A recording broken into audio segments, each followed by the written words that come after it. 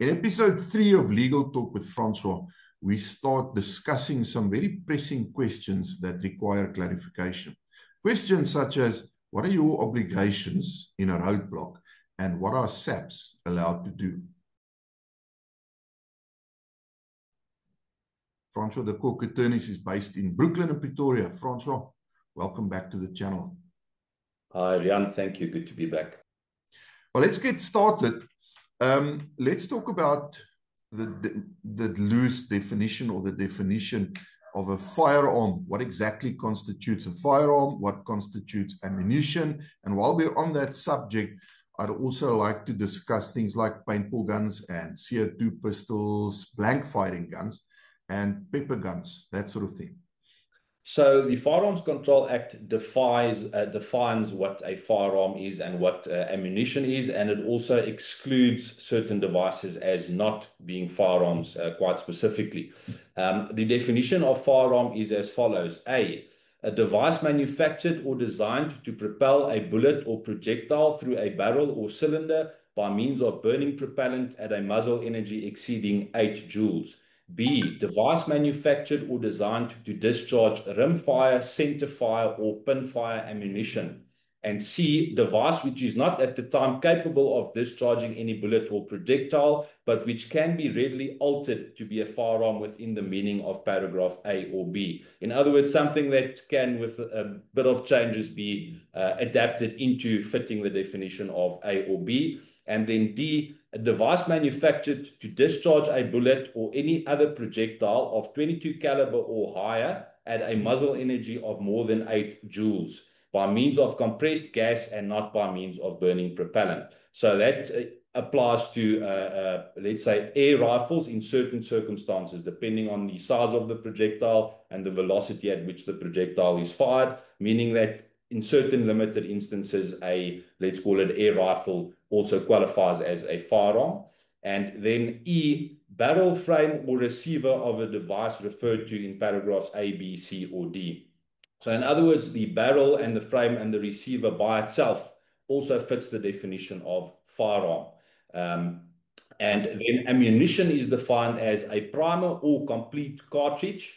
Cartridge meaning a complete object consisting of a cartridge, case, primer, propellant, and bullet.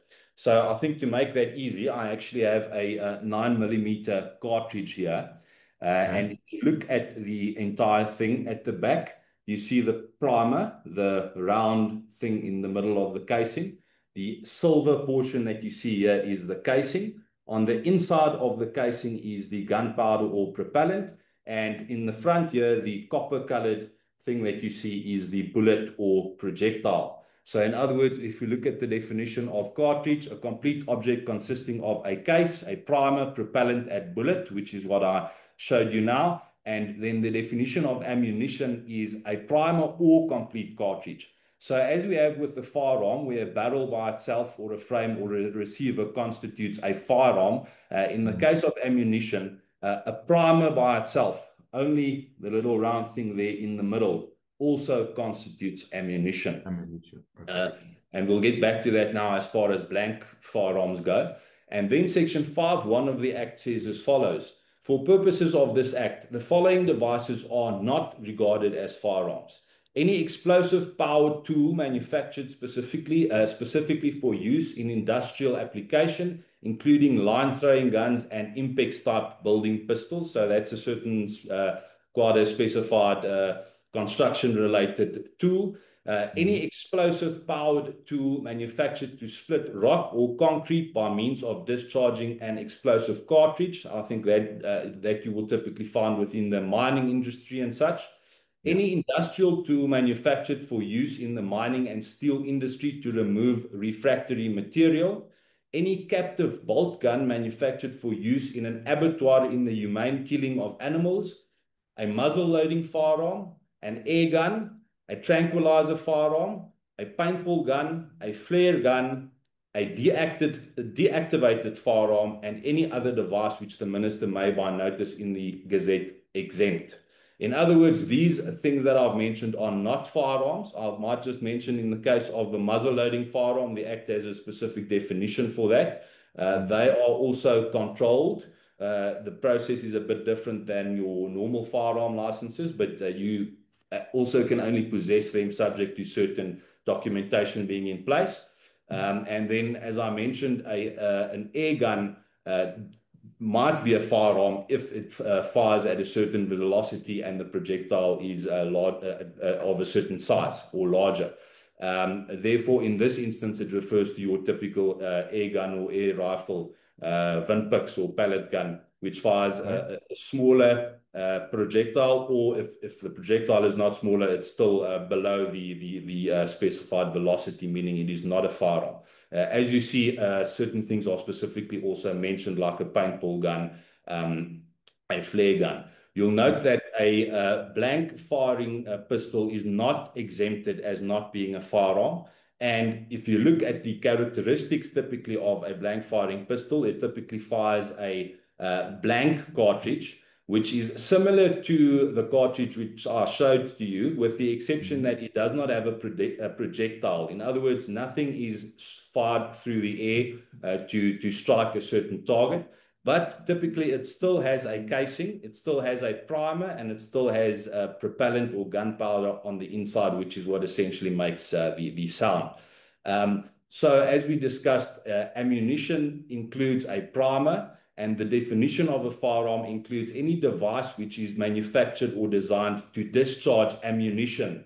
In other words, if it fires a blank round, that blank round is ammunition, and if it's designed to fire that, in other words, the blank firing pistol, that is a firearm.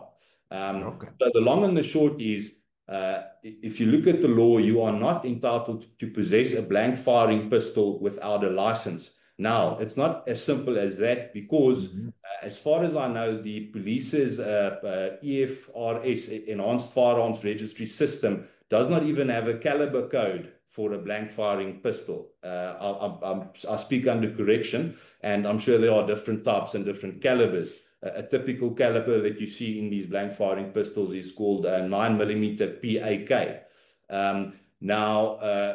The point I'm making is, practically speaking, you might not be able to license a blank firing pistol, even though it qualifies as a firearm under the Act.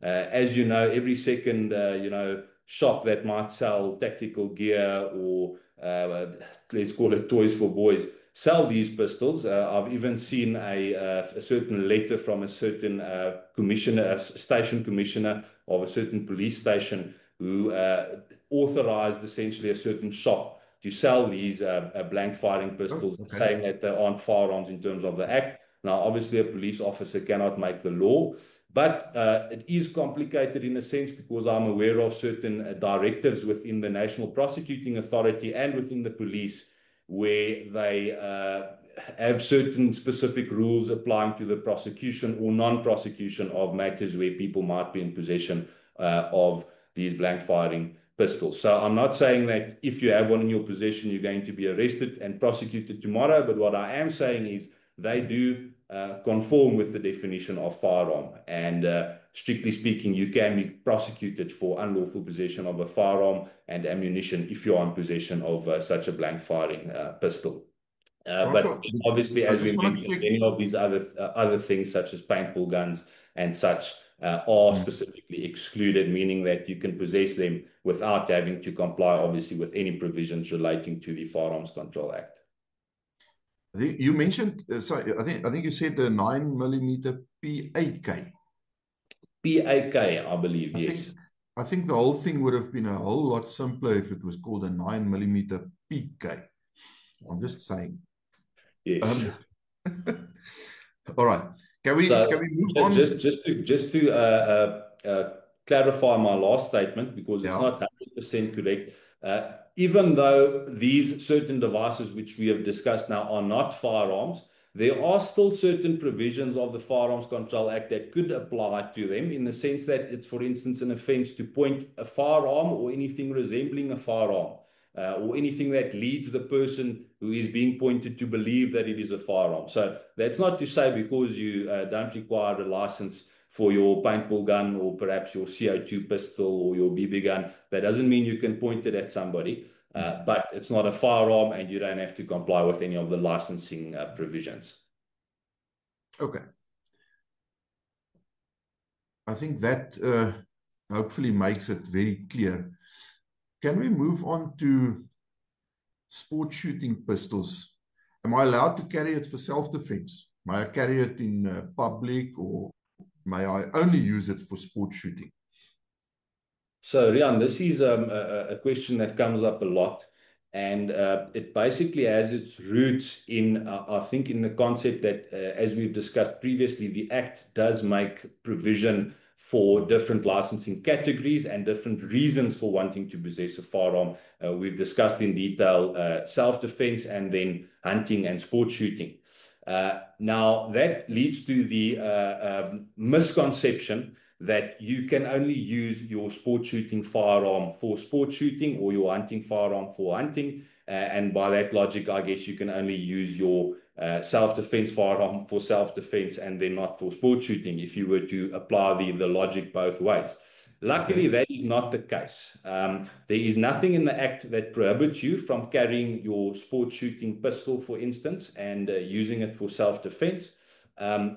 Just to give the thorough legal answer as to why you can comfortably do that within the law, there's a principle which we call nullum crimen sine lege in criminal law, which means there is no crime without a law.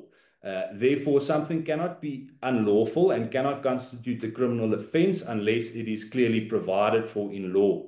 In broader terms, we call it the legality principle, which I think I did refer to previously. But it essentially means that you can only be found guilty of a crime if that crime is recognized as such by law in clear terms before the conduct took place. In other words, it must already have been unlawful at the time that you then committed a certain act.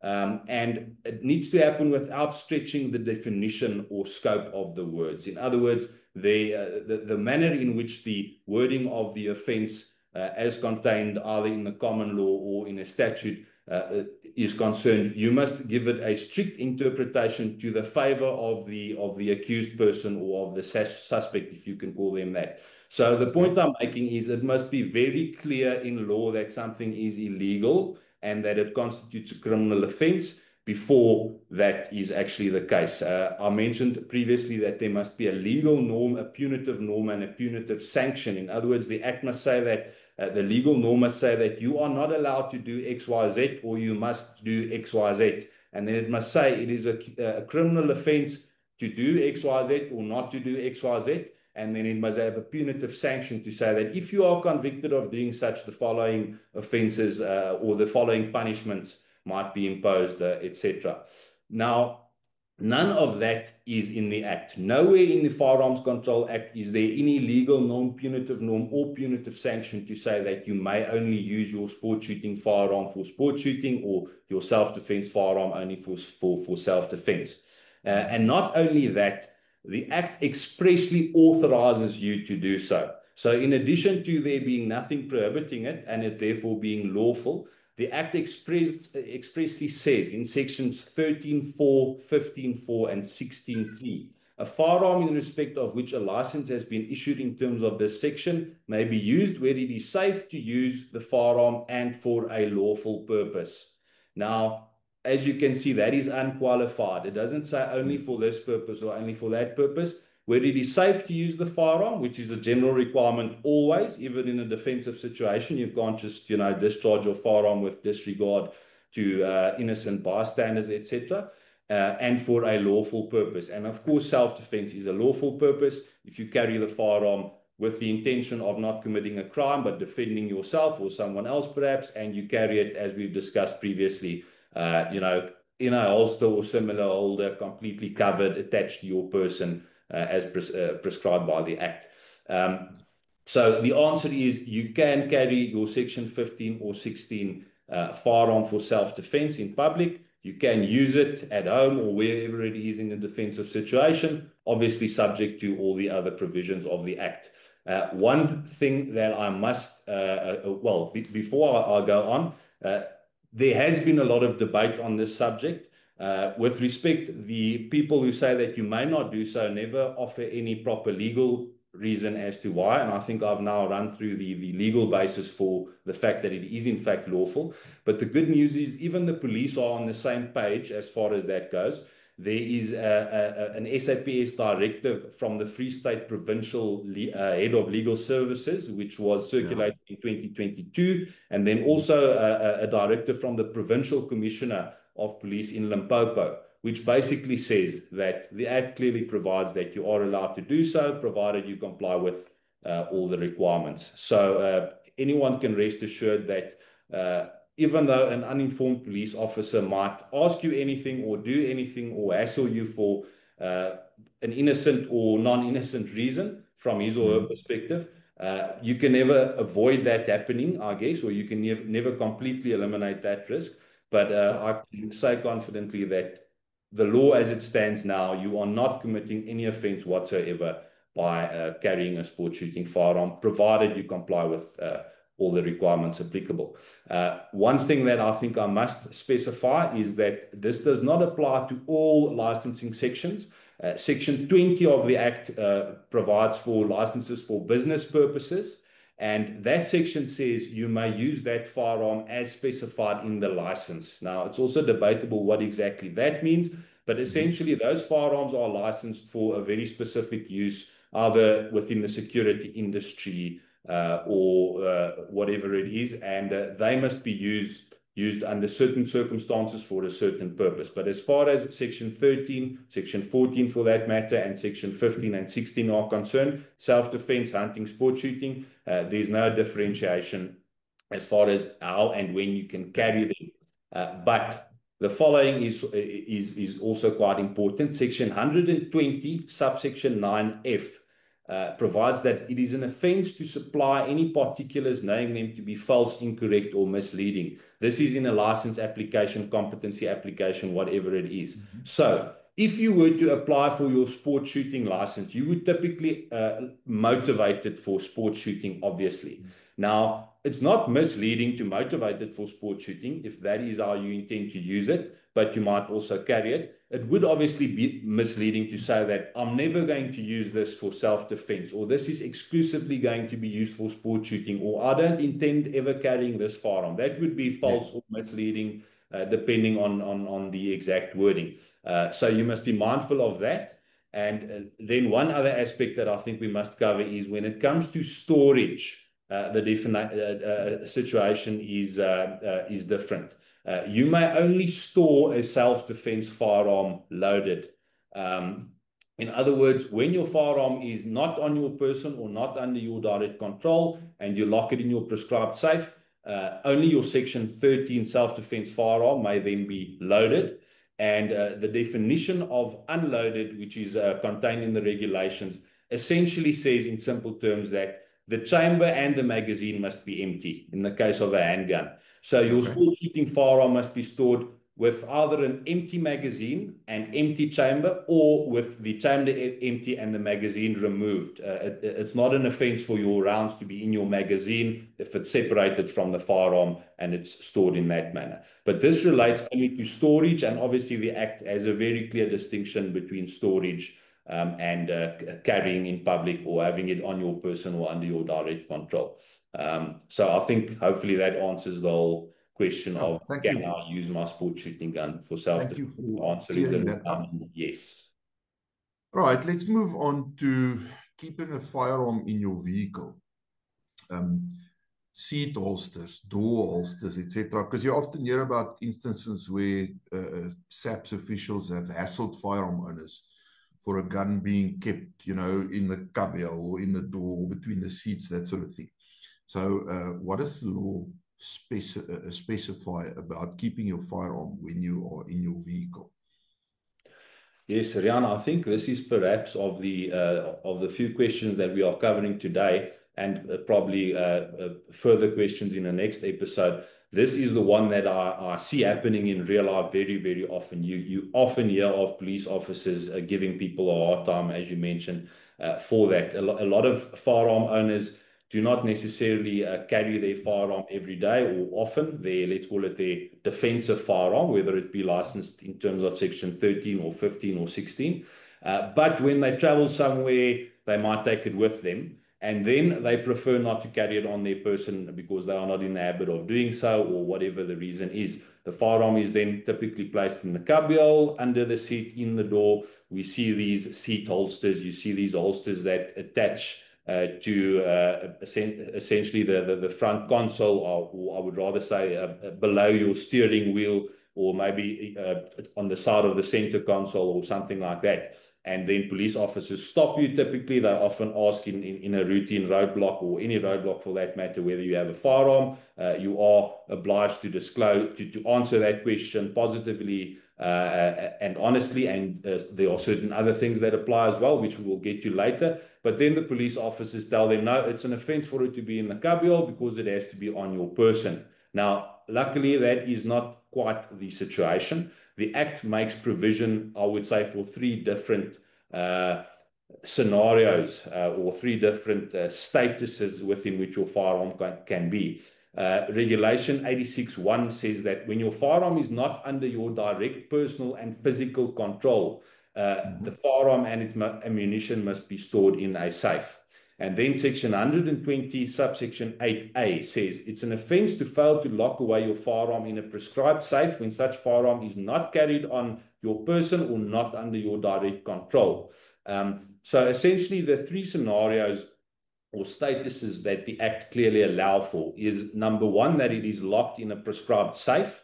Number two, that it is being carried on your person. Or number three, that it is under your direct control. In the case of Regulation 86.1, it says personal and physical control. And then in the case of Section 120, subsection 8A, it only says direct control. But be that as it may, if your firearm is not on your person, but under your direct and physical, or personal and physical control, you are within the bounds of the law. This is obviously the situation, for instance, where you are on the shooting range and you might be supervising somebody else shooting with your firearm, or when you travel in your vehicle and you have it in your cubbyhole or similar. The Act does not define what exactly direct personal and physical control means, but I think you can use common logic to say that it's clearly, as we've discussed previously, it's not when you are removed from your firearm or it's out of sight or something like that. But if you are in your vehicle and obviously you exercise effective control over your vehicle, you can lock yourself on the inside. People don't generally have access to it. It's your private controlled space. So it's certainly not unlawful if you are inside your vehicle and your firearm is located somewhere in your vehicle. How do you deal with that practically? Well, I think you need to be informed, and it's always good to even have a copy of the Act available in such an instance. But as I've said, a police officer who wants to be difficult will be difficult, whether he is bona fide or not. It's a reality that you need to face, and the way to face it is to have the proper answer. Sorry, Rian? No, I just want to say, so it gets a lot less legal if your firearm is anywhere in your vehicle and you are not. Yes, and that's where I think, from my personal view, I do not support these, let's call it off-body carrying or car holster options at all. I'm not saying they have absolutely no place, but the concern that I do have with them is twofold. Firstly, it's a safety issue. I do think, and I've heard of various instances where people have negligent discharges as a result of, getting into the car. You are on your way to somewhere. You are focused on starting the vehicle, getting all your stuff in, whatever it is. And now in this process, your firearm comes either out of your holster on your person or out of your hand where you've been carrying it to the car or wherever it was, and now it goes into the car holster or under the seat. And when you stop somewhere, you're in a hurry and you take it out and you put it back into your holster or whatever it is. I think that is a situation where you often see people making mistakes as far as safety go, and quite often that can end quite catastrophically. And then the other thing is the second concern is the legal aspect, as you alluded to now. I can guarantee you sooner or later you are going to forget your firearm in the vehicle, or you are going to leave it there because you're just getting out quickly to run into the shop at the garage or whatever it is. I've represented numerous clients who lost their firearms because they left them in the car, and it was intended to be only for a while. So yes, I'm not a fan of these off-body carry options in vehicles because of the safety aspect and the risk with leaving it there, and you are then exposed to a big legal risk. In Afrikaans we say jy raak mak. Absolutely, absolutely. That's Sooner or later, I also find that well, you are much better suited than I am to talk about the tactical aspect. But I also find that when you have your firearm in 5 different places at different times, I think that the instance where you need to access it very quickly, the muscle memory is going to be a problem if you don't keep going back to the same place, you know. And if you carry your firearm on your person with the proper holster and a proper belt and proper training, and obviously then you are within the bounds of the law. But the advantage is you can never forget your firearm, you can never leave it in the vehicle, and you have it with you in case you need it. That's the point of carrying it in the first place. So yes. All right. Let's move on to another saucy subject that surfaces on a very regular basis: hollow points. Very often you hear people saying that they were stopped and a policeman said to him that it's not legal to carry hollow points. Well, are they legal? Yes or no? In one word, yes. In 2 words, yes, absolutely. The Act says nothing about carrying hollow point ammunition. It also says nothing about carrying condition. In other words, it does not prescribe whether you may carry one up, empty chamber, cocked and locked, whatever it is. And as far as hollow point ammunition goes, the Act does not mention hollow point ammunition at all. You find that police officers are often misguided on hollow point ammunition. The reason for that is their internal standing orders and directives and policies prescribe that they can only carry in their service pistols ammunition which is issued to them, which obviously makes sense because the police need to exercise control over their ammunition, and during shooting incidents you want to be able to distinguish which shots came from which firearm and stuff like that. So they are issued with full metal jacket ball ammunition, I think probably because that is the cheapest. And therefore, they often seem to, or some of them seem to be under the impression that you may not have hollow points because they clearly may not carry hollow points. But hollow points are typically imported into South Africa legally by dealers. They are manufactured locally. I don't know whether PMP still manufactures ammunition really, but PMP used to make their own hollow points. And you'll find that most firearms dealers stock certain hollow point ammunition. But yes, you may possess any ammunition that you buy from a firearms dealer with a dealer's license with confidence, and that includes hollow point ammunition, and you may choose to carry your firearm in a loaded or one-up condition. Okay, yeah, because that is definitely the other part of this equation. Without going into the whole conversation of which is best, empty chamber or one up in the chamber, I have heard from people who have been given hassles about carrying one up where an officer told them you are supposed to carry empty chamber. That's complete nonsense. Complete nonsense. The Act says nothing about that.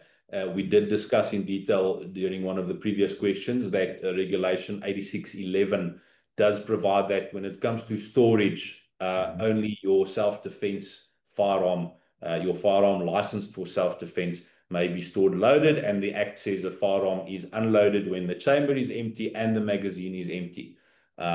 But as far as carrying a firearm, there is no distinction, as I said, between a Section 13 or a Section 15 or 16, and there are no prescriptions as far as whether you can carry empty chamber, loaded, cocked and locked, or whatever other carry condition you might prefer.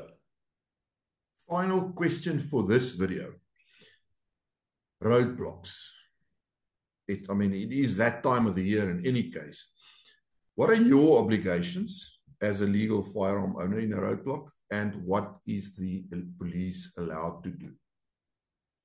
So, Rian, I think the Firearms Control Act has a very specific answer, but I think just as an intro, as we discussed previously, the Criminal Procedure Act and certain other legislation gives police officers certain wide-ranging powers in respect of inspection, search, seizure, whatever it is. So all of that obviously applies, but I'm not going to get into that again now. The Firearms Control Act contains its own detailed provisions in Section 107, which I'm going to quote for you. It provides as follows. Any person who carries with him or her a firearm must, at the request of a police official or any person authorized by the registrar, produce the license, permit, or authorization, as the case may be, in respect of such firearm for inspection. So in other words, any police official can ask you to produce your license in respect of your firearm, and you are obliged by law to produce it for inspection. The Act, we'll get back to that, but the Act unfortunately does not define what exactly inspection entails. I think it's fairly obvious in the case of your license card, they would have to look at it to verify or to read the particulars. But the question comes in, when can they actually take your firearm and inspect your firearm, and what does that entail? So then subsection 2 says, a person referred to in subsection 1 must, that is now you as the firearms owner, at the request and to the satisfaction of a police official or any person authorized by the registrar, identify himself or herself forthwith, and at the request of the police official or any person authorized by the registrar, produce such firearm for inspection. Now, identify yourself, I guess, would mean stating your name or handing over your identity document. Obviously, your license does contain your initials, surname, and identity number as well. And then, as the section says, at the request of the police official, you must produce the firearm for inspection. Now, what is interesting, it uses the word produce, not hand over. So I would like to say produce doesn't mean that you necessarily have to hand it over, but you have to show it at least. And now the question becomes, are they entitled to take possession of it? Or is it only supposed to be them checking the license and you producing the firearm to them and say, okay, you can check the serial number on the slide or wherever it is, and you can satisfy yourself as to that. Unfortunately, that is quite unclear, and I've had instances where the police officers want you to hand the firearm over. Subsection 3 says, if a person fails to comply with subsection 1 or 2, the police official or authorized person may seize the firearm without a warrant and keep the firearm in custody until the license, permit, or authorization is produced or the firearm is disposed of in terms of the Act. Hopefully that second section doesn't happen, because that entails licenses being cancelled and firearms being destroyed, etc. But essentially, if you fail to produce your license, and if you fail to produce the firearm for inspection, then the firearm can be seized without a warrant. So as you can see, this is a very dangerous area.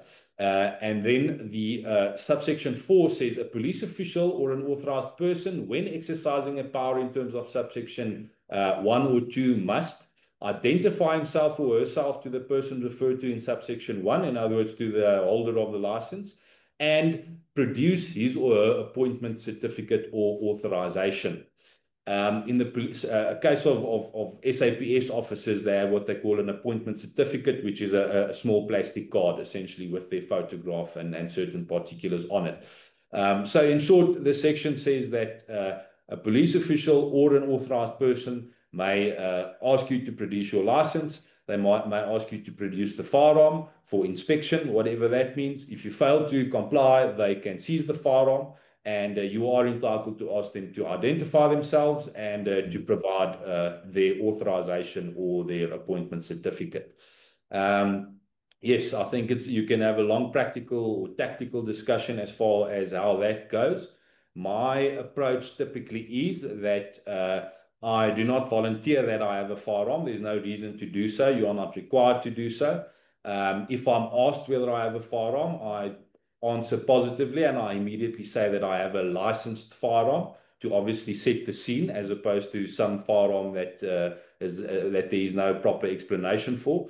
And the first thing I then do is tell the officer, or ask the officer, can I hand over my license, preferably before we take out firearms and things like that. So I'll then do that. If he asks to inspect the firearm, I would say to him that I want to make the firearm safe.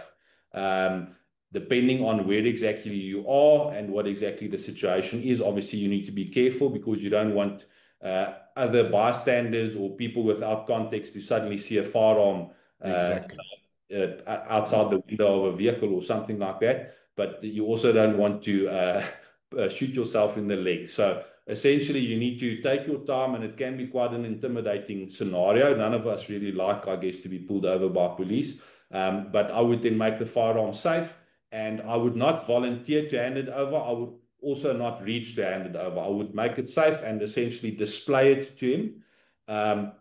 If the officer then asks that you hand it over, that becomes, I think, an individual consideration as to whether you're going to resist that or not. Perhaps I would say I prefer not to hand it over for safety reasons, but you are welcome to verify the serial number. If the police officer then insists on it being handed over, well, I don't think it's necessarily a good idea to refuse to do so, because he might very easily, whether or not he's even aware of the provisions of Section 107, just as a matter of principle, I think he's not going to like it if you refuse to hand it over. Probably not. Yes, so that's a whole separate discussion as to how to approach that. But as I say, for me, I don't volunteer that I have a firearm. If I'm asked, I answer honestly. I'll immediately say that I have a license. I immediately produce my license to the officer. If he then specifically asks for the firearm to be produced, I take it from there. And I think that is as far as that goes. Well, Francois, thank you for these inputs. Highly valued. For the viewers, I trust that you will find the same value in this.